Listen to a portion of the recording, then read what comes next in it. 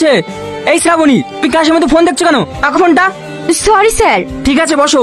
দেখলি তো, বললাম না তোকে ফোনটা বন্ধ কর। শুনলি তো স্যারের কাছে বকা। বাদ দে তো।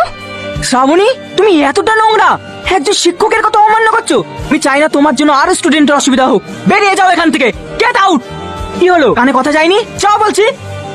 আমি তো এটাই চাইছিলাম যে আমাকে ক্লাস থেকে বার করে দে। তোর চাই পড়াশোনা যে কি করে, আমার তো একদম ভালো লাগে না। দেখি রিয়াজকে একটু ফোন করি।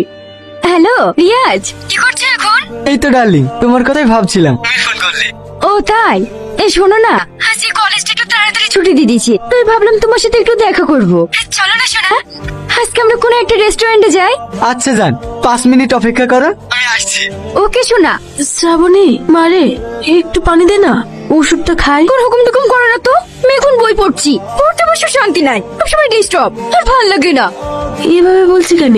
আমার শরীরটা খুব অসুস্থ।